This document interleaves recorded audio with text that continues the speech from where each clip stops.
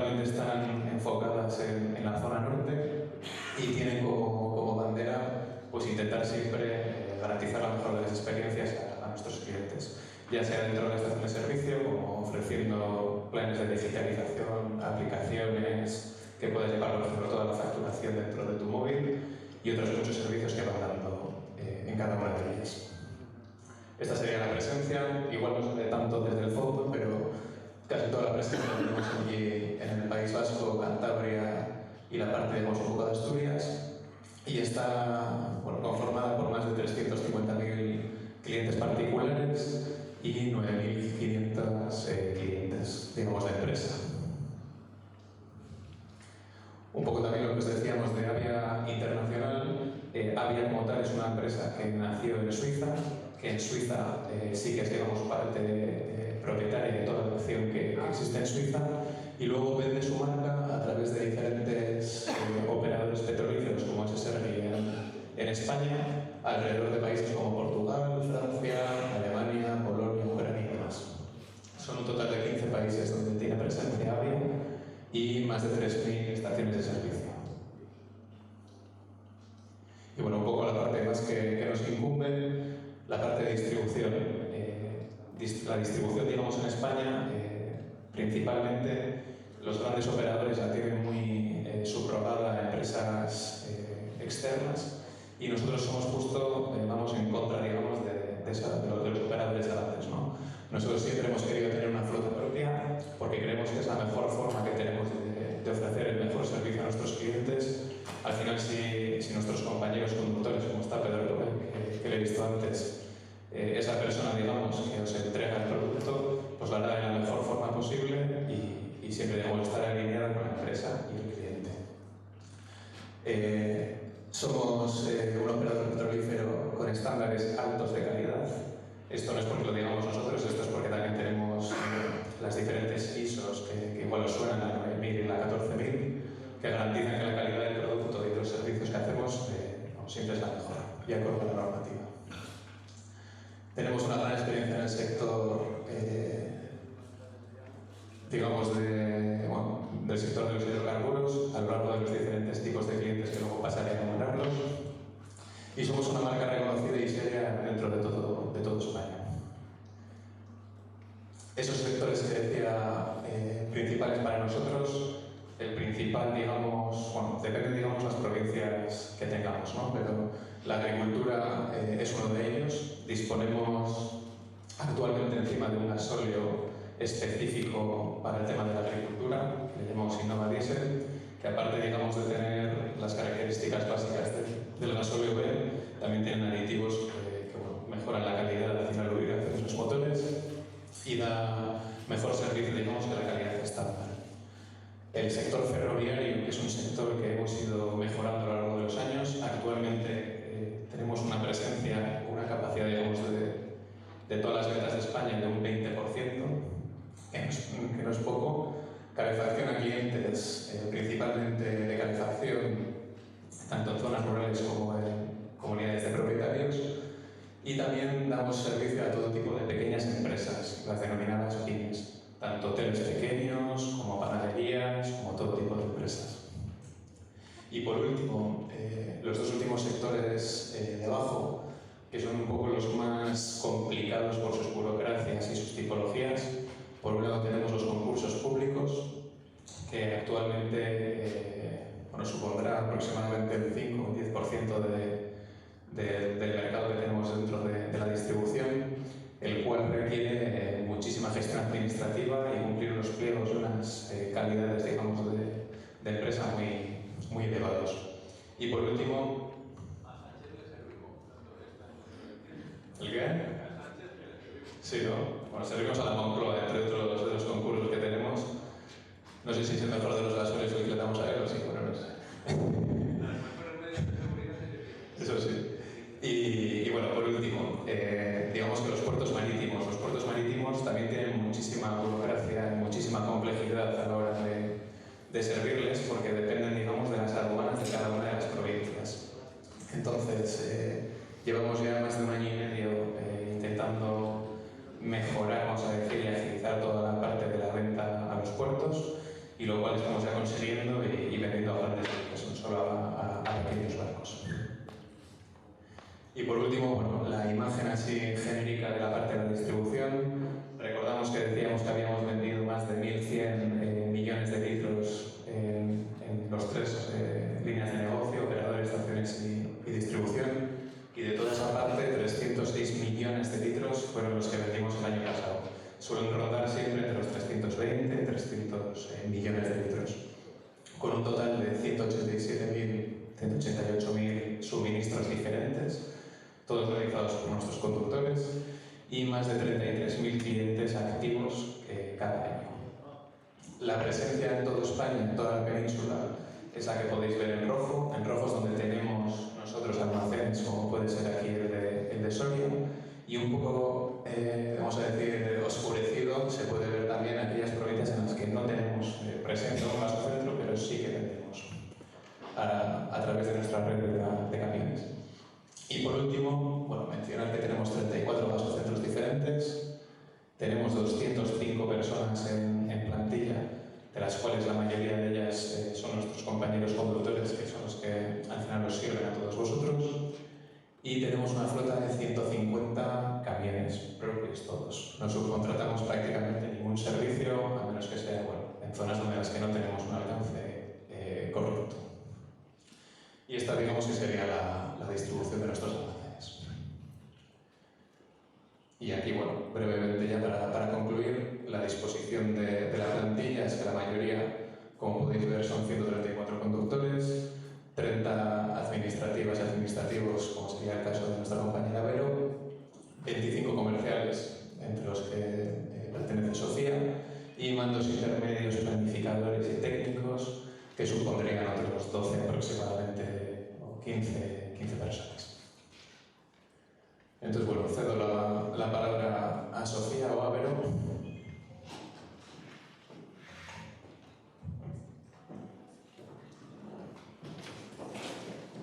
Buenos días, gracias a todos por venir. Bueno, yo soy Vero, la administrativa, no sé si ya me conocéis, aunque los que más conocéis sois a César y a Antonio, que lo tenemos por ahí, que son los que reparten el gasoil. Como ya sabéis, tenemos 3 camiones de reparto, aparte del agrícola, que es el que consumís vosotros, tenemos el A y el de calefacción, como ha dicho Iker. Y bueno, nada, comentaros un poco también que de la estación de servicio hemos puesto ahora HVO, biodiesel, luego Álvaro os comenta un poco en qué consiste este gasoil, y la gasolina 95 y el diésel de siempre. Y nada, para el que quiera hacerse una tarjeta de cliente, tiene un descuento de 3 céntimos litro y nada, poco más, factura mensual como de costumbre. Y nada, os sigue ahora mi compañera Sofía.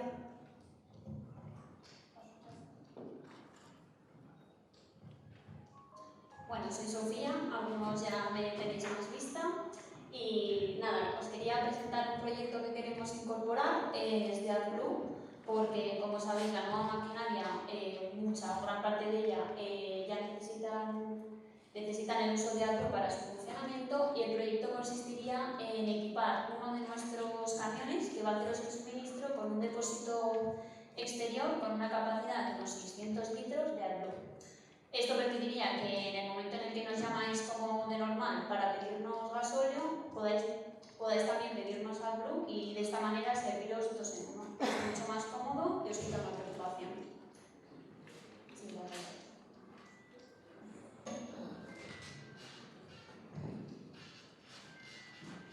vale, y bueno, en el segmento de agricultura, pues comentaros que sois vosotros los protagonistas. Os diría que formáis el 50% del sustento por lo menos de este almacén, en que trabajamos en la provincia de Soria. Yo creo que intentamos serviros de la forma más rápida posible, porque entendemos perfectamente que sin el gasóleo vuestro trabajo se paraliza y no podéis seguir funcionando. Y nada, me parece muy importante y os agradezco que vengáis a este tipo de eventos porque facilita mucho la conexión del cliente con la empresa y eso nos permite conocer mucho mejor vuestras explotaciones agrícolas, porque cada una tiene sus características, os lo pedís de una manera y nos facilita mucho conoceros. Respecto al gasóleo, igual que ha comentado mi compañero Iker, tenemos un gasóleo de muy buena calidad, lo que permite sacar el máximo rendimiento a todas aquellas máquinas que hacen uso de nuestro gasóleo, aumentando su rentabilidad y minimizando todo lo posible su mantenimiento. Y bueno, todo esto lo hacemos cumpliendo todas las normativas que están establecidas en nuestra actividad. Por eso estamos con vosotros temporada tras temporada.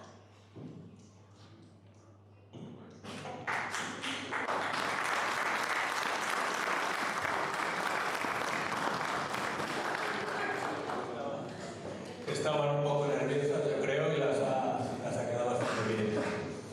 Bueno, yo soy Álvaro, yo soy de un pueblo de Palencia. A ver quién le conoce, que sí que me gustan las presentaciones, suelo hacer decirlo. Soy de Villamediana, ¿alguno por aquí le suena? ¿No me vais a conocer ninguno al pueblo hoy? Joder. No hemos tenido suerte y tampoco ni en Soria. Estuvimos hace 2 semanas en Toledo y me parecía normal, pero aquí, que esto está aquí al lado de Burgos. Bueno, pues ya sabéis. Vengo también de familia agricultora, así que el segmento y el sector le conozco bastante bien. Yo, como no valía para el campo, me mandaron para acá. Y bueno, os entiendo bastante bien porque todavía algún rato nos toca ir a quitar piedras al páramo o a echar una mano. Así que nada, no me quiero enrollar mucho y os voy a hablar un poco del HV y del hidrógeno. 2 temas, porque al final estamos viendo que nos van a obligar a descarbonizar, a quitar el diésel, y yo creo, todo lo que os voy a contar aquí es una opinión personal, no puede ser que no suceda. Yo veo que los eléctricos en los tractores y las cosechadoras no tienen mucho sentido. Un eléctrico, le metes 4 o 5 mil kilos de peso en baterías a un tractor y dime tú en días como que está un poco tierno y esto, ¿qué haces en el campo? Entonces, como al final el diésel más tarde más temprano nos van a obligar a quitarle, nosotros os vamos a explicar 2 soluciones que creemos por donde va a ir el futuro: el HVO y el hidrógeno. El HVO sería una solución inmediata que se puede usar ya, el hidrógeno sería una solución más a medio-largo plazo. A ver, el HVO lo habéis visto todos, es el diésel renovable del que habla Repsol en todos sus anuncios, que tiene ya 600 gasolineras, y es lo que decía Vero. Este es el HVO, nosotros ya le tenemos en la estación aquí de Soria. Si alguno le quiere probar, yo le echo en mi coche, el coche funciona igual. El coche, por mi experiencia, consume como medio litro menos, que compensa lo que sale un poco más caro. Pero bueno, el HVO son las siglas en inglés: hidrogenable vegetable oil, aceite hidrogenado vegetal. Esto quiere decir que aceites vegetales le inyectan un 12 o un 14% de hidrógeno y obtienen un producto muy similar, prácticamente igual al diésel normal. Luego, mira, podríamos sacar una muestra, Vero, no sé si podemos, o Sofía, o Antonio, ¿nos podría sacar una muestra del HVO y del diésel normal para que la vean aquí la gente, luego ponerla aquí, si nos haces el favor, para que vean? El HVO es un poquitín menos denso, pero las propiedades prácticamente son iguales. Y los biodiesel sí que tienen una mala fama, porque esto es un biodiesel de segunda generación. Bueno, se llama biodiesel, pero en realidad es un diésel sintético, porque se fabrica, no es como los que había antes con aceites. Ahora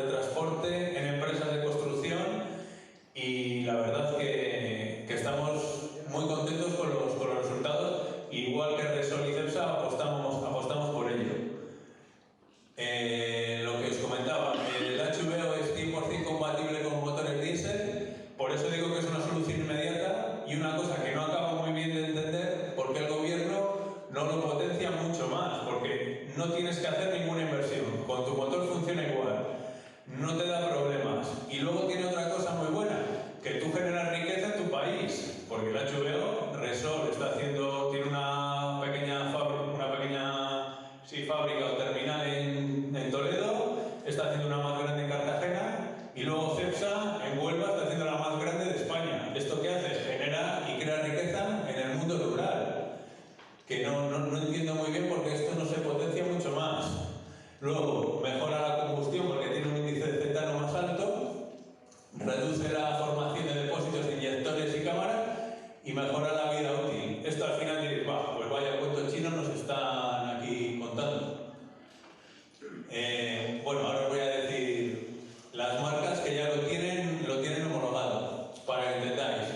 Class, que la conocéis todo, desde el 1 de octubre del 23 todos sus tractores y cosechadoras y picadoras pueden funcionar perfectamente, vamos, lo tiene homologado y los motores anteriores también. Fell lo mismo, y luego los motores Cummins, que no sé si les conocéis, pero son los que montan muchos tractores de John Deere, también están homologados. Entonces, bueno, yo quiero que sepáis que tenemos este producto. Ahora mismo en la zona de Soria no lo tenemos a tipo bonificado, entonces entiendo que igual a día de hoy no es atractivo, pero que va a estar, porque esto lleva los mismos impuestos que lleva el diésel normal. Entonces, ahora mismo solo lo tenemos como sustitutivo del gasóleo A, que sería con 2 impuestos, no con el gasóleo reducido, que es el gasóleo B, pero en breve lo vamos a tener, ya lo tenemos en la zona de Valencia y os digo que las pruebas son bastante satisfactorias. Si vamos a la pasta, que al final es lo que a todos nos interesa y nos importa, como veis, no es mucho más caro que el diésel normal. Y lo que se está solicitando y haciendo presión por todas las petroleras es que bonifiquen para que la gente lo compre y se ponga al mismo precio más barato que el diésel. Están haciendo bastante presión BP, Repsol y Cepsa, y nosotros en lo que podemos, en nuestro pequeño ámbito, para que bajen los impuestos y pueda ser competitivo y la gente lo pruebe, porque yo entiendo que si te vale mucho más caro, pues es un freno muy grande para que la gente pruebe este producto y entienda que funciona perfectamente. Un dato que comentaba antes con mi compañero Iker, nosotros de los 1.300 millones de facturación que tenemos, ingresamos casi 800 en impuestos, solo para que entendáis la fiscalidad del diésel. De 1.300 millones de facturación, 800 se ingresan a las arcas públicas. Y nosotros, que somos una cosa súper pequeña comparado con Repsol y Cepsa, imaginaos los impuestos que se recaudan de aquí. Que los impuestos, nosotros lo único que hacemos somos un mero recaudador, pues les cobramos al consumidor final, nosotros les recaudamos y les ingresamos al Estado.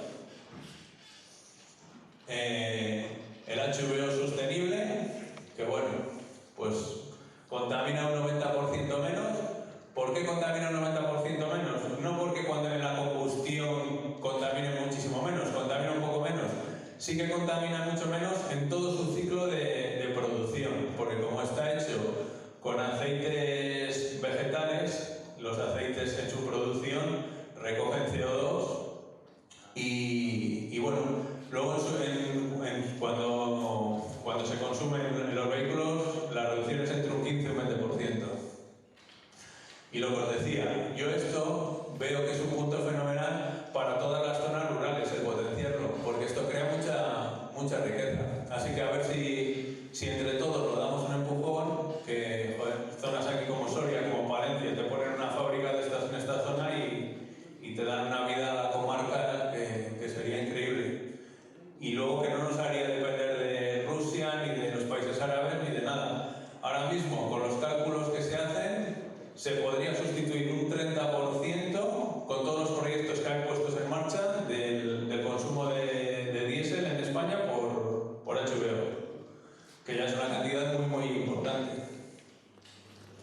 Vale, espero que esto sí que os haya servido de algo, por lo menos para entender el producto, y ya que estamos os voy a comentar un poco del tema del... Pues perdona, un poco para... Bueno,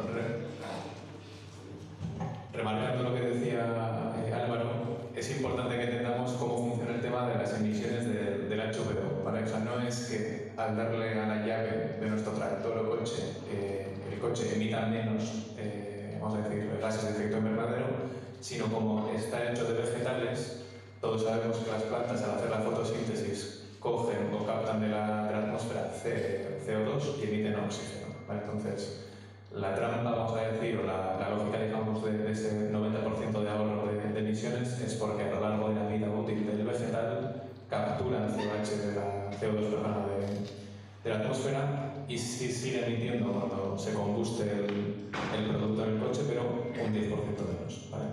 Y también decir que tenemos en la estación de servicio HV, que si alguno lo quiere probar, lo tenemos ahí y yo creo que lo que os comentaba, los precios bastante buenos. Nosotros hemos cargado ya antes de cuando hemos venido. Os voy a comentar ahora un poco del hidrógeno, que imagino que habréis oído hablar todos de él porque es una fuente de energía que está ahora muy en boca, con mucho tema de subvenciones. Además, esta semana ha salido que en Burgos van a crear un valle del hidrógeno. Y bueno, os voy a contar un poco sobre lo que es el elemento. Sí, es el elemento químico más ligero y abundante del universo, por lo tanto podría ser una fuente de energía ilimitada.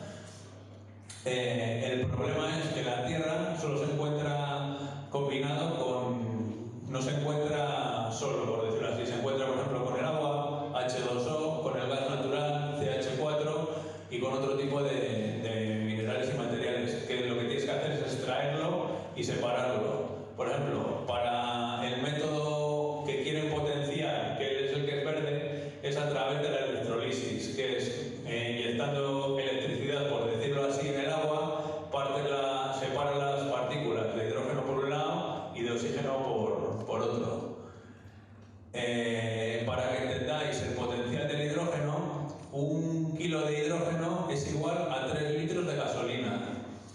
Que 1 kilo de hidrógeno ocupa 11 metros cúbicos. Pues no sé, en esta nave no sé cuántos metros cúbicos puede tener, pero esto que serán 600 metros por 3 de altura, pues unos 180 metros cúbicos. Pues aquí solo entrarían unos 12, 14 kilos de hidrógeno.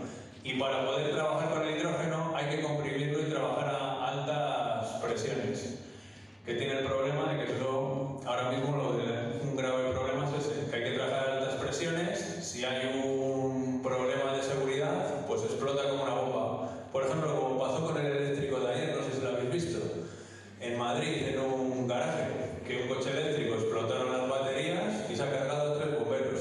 Es lo que tiene el problema que tiene el hidrógeno o el que tienen los eléctricos.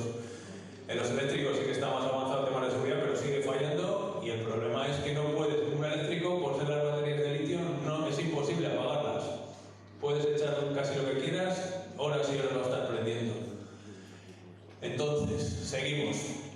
El hidrógeno es un gas que no es tóxico, es incoloro, inodoro, insípido.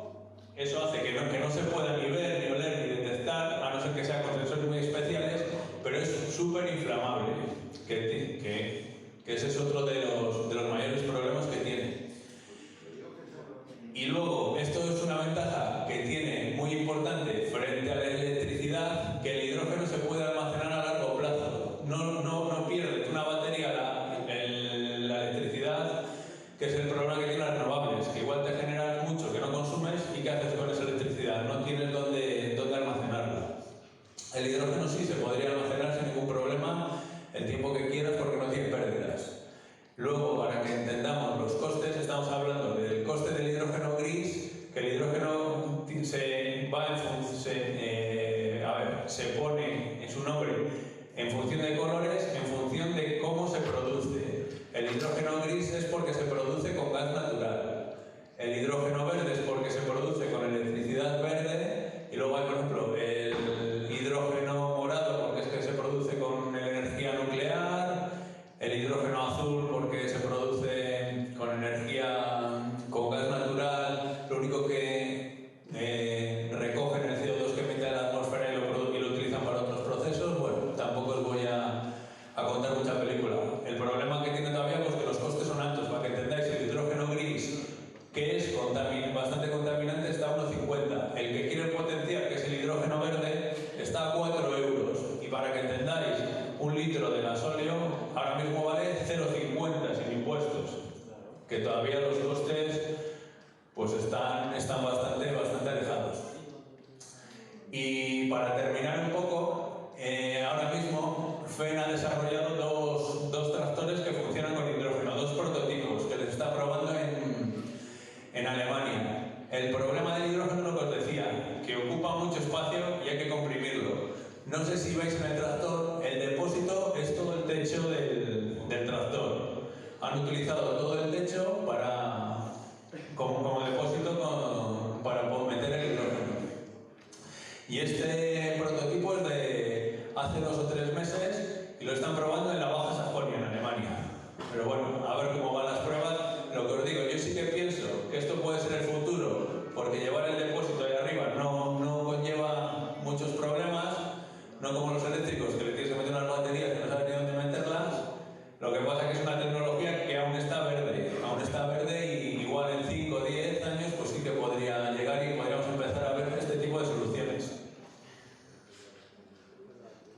La situación impositiva iba a ser, creo que mi compañera Sonia. ¿No subes? Joder. Bueno, os voy a explicar un poco del tema de impuestos, ya que estamos, para que entendáis un poco el precio del gasóleo, que no depende tanto de nosotros y muchas veces decís, si han dicho que ha bajado el barril un 10% y el precio no ha bajado un 10%. Al final el gasóleo tiene una alta tributación. Para que entendamos, el gasóleo A lleva 379 euros de impuestos los 1000 litros, que esos son 38 céntimos. Y luego, a estos impuestos, al impuesto de los carburos, se le suma el IVA. Es el único producto que tiene un impuesto y ese impuesto se le grava otro propio impuesto. Para que entendamos, el gasóleo B lleva unos impuestos de 96,76 euros y la gasolina de 472. Un tema que es que he sacado esto porque os quería explicar que estará mucho en boca de todos, que habéis oído que va a subir el diésel 11 céntimos, ¿no? Yo creo que eso lo habéis oído ahora mismo todos. Esto ahora mismo no hay nada escrito, ni nada redactado. ¿Que el gobierno está intentándolo conseguir? Sí. El problema es que no consiguen los apoyos suficientes para sacar la ley adelante. Esto es porque, lo que os estoy poniendo, el diésel tiene 379 euros de impuestos y lo quiere subir a 472 para igualarlo con la gasolina, que son los impuestos de la gasolina. De momento ha dicho que en el gasóleo C y B no subiría estos impuestos, solo sería para el gasóleo A. Esto significa una subida de 9,3 céntimos. ¿Dónde están los otros 2 céntimos? Por lo que os comentaba, a los 9 céntimos hay que sumarle el 21% de IVA, porque a su propio impuesto le cobra IVA. Y entonces ahí salen los 11,34 céntimos, que es lo que está en la calle de subida. Hay gente que me ha dicho, he oído que el 11 de abril se va a subir. Pues de momento no. ¿Que lo quieren hacer? Sí, pero no hay nada hecho y esperemos que no lo hagan. Lo que... Si un litro de gasolina nos costase 1,30 en una gasolinera, los impuestos suponen tanto, o sea, digamos que si no tuviese impuestos pagaremos 70 céntimos. No, estaría sobre menos, sobre 50 céntimos igual. 50 sería. Porque tienes los 38 céntimos de impuesto de hidrocarburo, tienes las tasas de las coles, las tasas de los BIOS y las tasas de eficiencia energética. Y a todo eso hay que sumarlo el IVA, el 21%. Entonces, pues sí, de un coste de 50 a 60 céntimos te vas a 1,30, 1,40 en una estación de servicio, 1,50. Y luego, una cosa que no se está hablando mucho y que creo que esto sí que os interesa a todos, en la COP28, que son las reuniones que hacen ahí Naciones Unidas para hablar sobre el clima, en la del 2023 se acordó quitar todas las bonificaciones y subvenciones al diésel antes de 2030. ¿Esto qué quiere decir? Que además lo tiene firmado España con la Unión Europea y con la COP, que el gasóleo agrícola antes de 2030 debe pagar los mismos impuestos que el gasóleo A. Vamos, que tiene que desaparecer el gasóleo agrícola. Esto supondría pasar de pagar 96 euros a pagar 379, que esto sería pues la ruina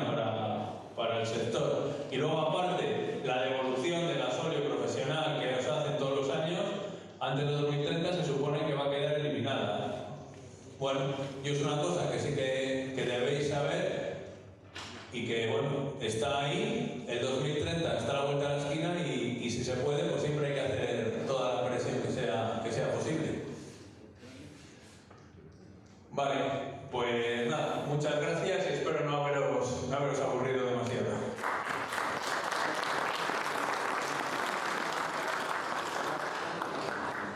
Este cacharrito que tengo por aquí. Como todos sabemos, vuestro sector, en términos de nuestro almacén, como os he comentado antes, sería un 50% de lo que supone la base de nuestro almacén. ¿Qué pasa con vosotros? Que no funcionáis de manera continua, sino que normalmente tenéis picos de actividad, como puede ser la siembra o la cosecha. Estos cacharritos de aquí tienen una instalación súper fácil y lo que hace sería conectar vuestro depósito a una aplicación. Esto se introduce dentro del depósito y os mide qué cantidad de gasóleo tenéis en él. ¿Qué nos permite esto? Controlarlo mucho mejor. Esto va unido a una aplicación móvil que os podéis descargar todos y la tendréis tanto vosotros como nosotros.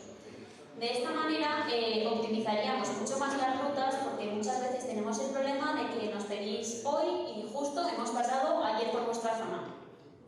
De esta manera nosotros controlamos cuánto os queda y os podemos llamar. Oye, te quedan 500 litros, ¿qué te parece si te llevamos otros 500 y te lo recargamos? Entonces es una manera de optimizar mucho mejor el día y que a vosotros un viernes por la mañana nos deis la sorpresa de que no me queda para pasar el fin de semana. Ya os digo, lo podéis usar vosotros, nos llega una alerta a nosotros cuando se baja más de... Si puedes bajar así es como funcionaría. Entonces, en estas podéis ver, se ven los picos cuando se rellena el depósito y luego cómo va bajando. Este, por ejemplo, sería el ejemplo de un depósito en una explotación agrícola que va bajando pues, según vais gastando con el tractor. Y este sería el ejemplo del depósito en una calefacción de casa que, si veis, es mucho más continuo el gasto. Entonces, nada, yo creo que os puede venir muy bien. La instalación la haríamos nosotros sin ningún coste adicional. Bueno, si os lo queréis plantear, pues luego nos lo decís y lo miramos. Por recalcar un poco lo que comentaba Sofía, o sea, la sonda como tal, a nosotros obviamente nos cuesta un dinero, pero la instalación para vosotros sería totalmente gratuita. ¿Gratuita por qué? Porque a vosotros os damos un servicio que tenéis en la página web, digamos, toda la información que queráis. Os podéis poner también alarmas en el sentido de que, oye, cuando falte un 20% del depósito, que os llegue una llamada o un correo electrónico para que podáis hacer un pedido. Y nosotros también podemos, en cierto modo, mejorar nuestra planificación logística para, a sabiendas de que os queda poco volumen, poder pasar por vuestras instalaciones. Es tremendamente sencilla de instalar, dura aproximadamente 2 años hasta que hay que cambiarle la batería propia del dispositivo, que también pasaría a ser un cargo nuestro. Y lo que veréis directamente, pues bueno, esas gráficas que comentaba Sofía, junto con el volumen que tendréis libre y el que hayáis consumido, ¿vale? También podéis dejar informes por si queréis ver cuántos litros habéis consumido en un mes, en un año, lo que queráis, ¿vale? Y todo de forma gratuita. Y bueno, por concluir, creo que ya hemos terminado nuestra parte. Queríamos pedirle a la gente de Regenauto que subiese al escenario para comentar un poco todo el tema de la legalización de los depósitos, que creo que también es algo muy interesante para vosotros, y luego subirá Rubén, el ingeniero que comentaba antes. Rubén, pues sube de Rubén directamente.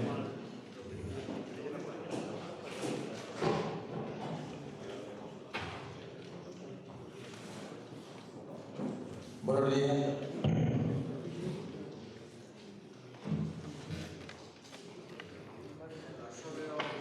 El gasóleo de Servillávia es muy bueno, de los mejores que hay, pero aquí hace un frío hoy de categoría, entonces...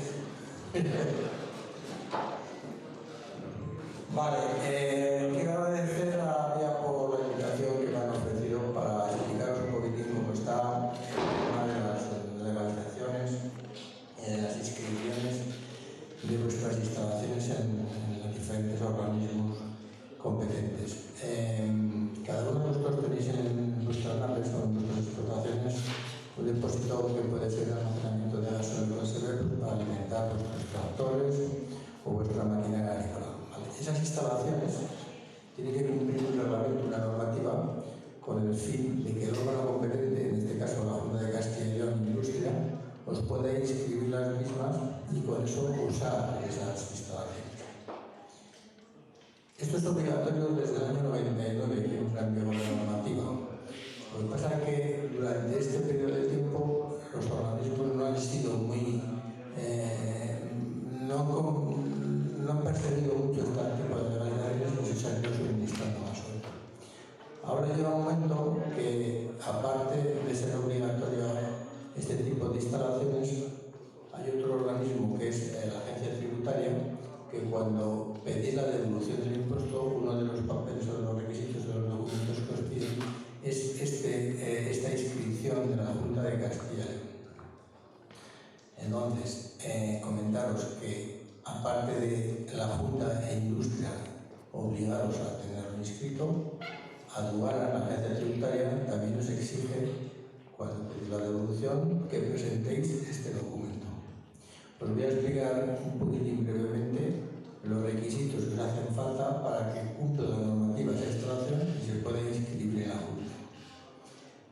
Los depósitos de almacenamiento de gasóleo que tenéis generalmente son de simple pared, de polietileno, de alta densidad y de 2 metros cúbicos más o menos de almacenamiento. Ahora también los nuevos ya vienen de doble pared. La normativa, que la tengo aquí por si acaso alguno me hace alguna pregunta complicada, te dice 4 requisitos. Primero, los depósitos de simple pared tienen que estar alojados en el interior de un cubeto. Ese cubeto tiene que ser realizado de material incombustible.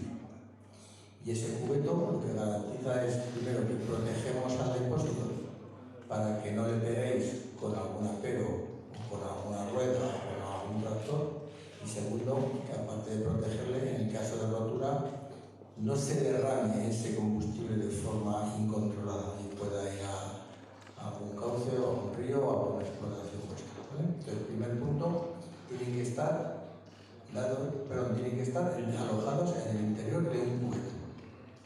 Si los depósitos nuevos son de estos verdes, son de doble pared, eso ya no haría falta ese cubeto porque la doble pared me garantiza que si rompe una, se almacena la siguiente. Una vez que tenemos el depósito ya dentro de un cubeto, tenemos otros 3 requisitos que nos piden. Hay que colocar una llave de corte y una llave o una válvula antisifonamiento entre la salida del depósito y la bomba. Esto es una seguridad que la norma marca, pues si acaso un día la bomba se queda en funcionamiento. Llave de corte o válvula antisifonamiento. Luego tiene que haber un equipo de bombeo. El equipo de bombeo tiene que tener una protección porque donde puede haber algún tipo de riesgo es que el gasóleo se sobrecaliente. ¿Dónde puede pasar esto? En alguna cortocircuito o en alguna chispa de la extracción eléctrica.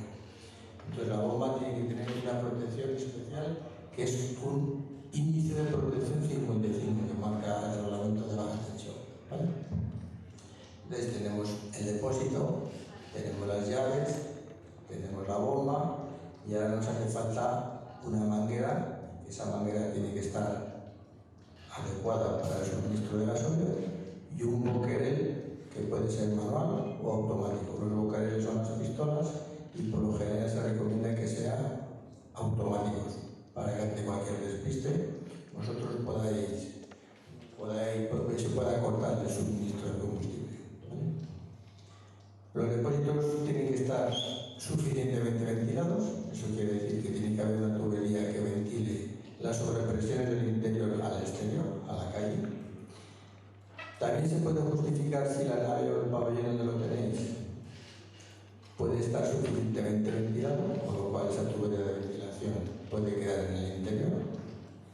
Y luego marca la normativa que tengáis un extintor retimbrado anualmente. Esos son los requisitos a grosso modo que exigen para las instalaciones convencionales.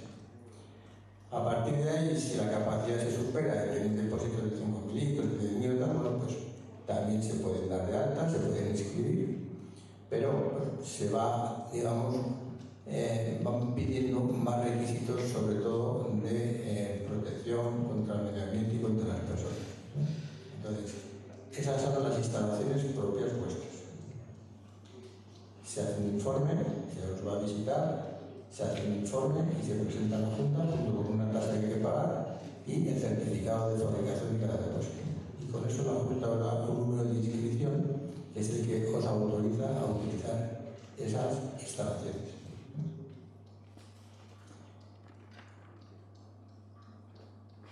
El órgano competente, que es Industria, os deja que una instalación esté a nombre de 2 o 3 personas que sean de la misma comunidad, o hermanos o padres o hijos. Sin embargo, cuando vais a pedir la devolución a la agencia tributaria no deja que una instalación esté compartida. Es decir, cada persona, cada agricultor, cada sociedad tiene que tener su instalación registrada. Entonces no vale que una esté con el padre y con el hijo. Entonces eso es tenerlo en cuenta, porque entonces la devolución solamente se va a aprovechar uno de los dos. Las instalaciones con capacidad menores de 1000 litros llevan menos exigencia en cuanto a la colocación de cubetos o a la disposición de medidas de seguridad.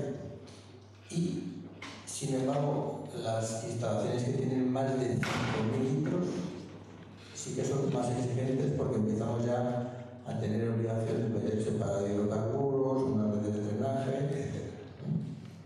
Entonces, depende de la capacidad, la normativa te exige una serie de condicionantes u otros. Y a grosso modo eso es lo que la normativa vuestra os exige. Entonces, que sepáis que tenéis que tener vuestras instalaciones inscritas, que ante cualquier riesgo sois vosotros los responsables, y que una vez que tengáis instalación inscrita os autorizan a poder manejarla o a poder funcionar con ella. El gasóleo B, sabéis que es exactamente igual que el gasóleo A, solamente que está aditivado para poder controlar su uso, y que a partir de ese momento, una vez que tenéis el gasóleo B aditivado en color rojo, pues estáis más controlados. Todas las instalaciones de gasóleo, sea A o sea B, necesitamos que tengan su autorización. Otra cosa es que la de gasóleo B os interesa más, porque es más importante que pedir la devolución del impuesto. Pero las de gasóleo A también son obligatorias para la. Y creo que no se me olvida nada.